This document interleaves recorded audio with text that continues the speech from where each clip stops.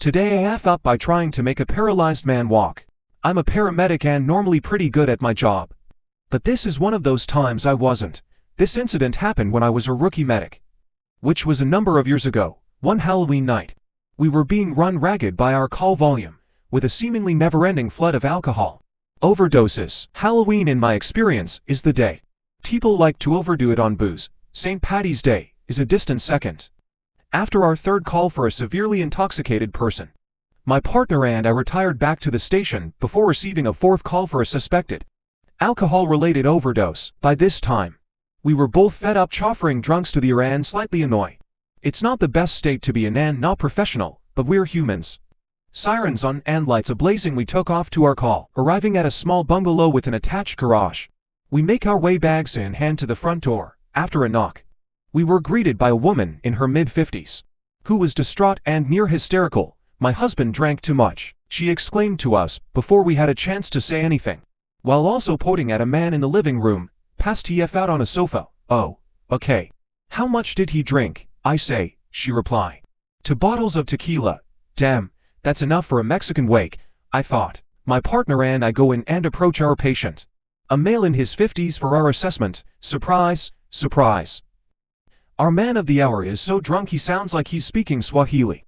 When he isn't dropping the occasional intelligible insult, we're not getting much information out of him. It fell upon me to interrogate the wife for useful info, while my partner took vitals, things like name, DOB, medications, medical history, allergies, and etc.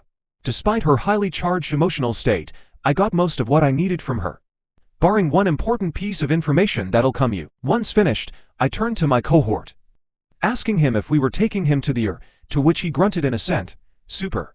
I informed his wife of our plans to transport him to the hospital, as he was dangerously drunk and shouldn't remain at home. Fine by her. I also told her we'd be driving cold, no lights or sirens, back to emergency, and she's more than welcome to follow us to the hospital. She agreed and flittered away to grab her husband's belongings and get ready. Now, I'm not a big fan of carrying people or moving them with the stretcher when I can. Saves my back. So generally, I'll make you walk to my ambulance if you're able, or I can assist you. My partner and I resolved to make this drunk walk his ass with us to the ambulance. We pick up our PT, lifting him off his sofa and posting ourselves to either side of him, holding him like a piss-drunk marionette, politely encouraging him. We basically march him outside, guided him on verbally and by gently kicking his legs to make them work. The whole time he doesn't exactly cooperate, calling us a whole litany of nasty things while we're on our stroll. Finally, we get him in the back. My partner attends while I hop in the driver's seat. Fast forward 20 minutes and we're completing our handoff to some very unimpressed nursing staff. We give our report, and they thank us with obvious sincerity for delivering another present in the form of an annihilated drunk. Now, in order to get back to the ambulance bay, we had to cross besides the patient waiting area. While we were with the nurses, our patient's wife had arrived and settled. On our way back to our rig, she waved us over to her.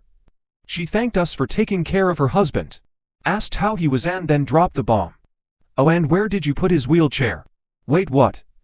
I was mortified, and my expression must have looked like a tennis racket just smacked me. My partner truthfully tells her that we couldn't fit it in the ambulance. I remain silent as the grave. The fuck did I just do?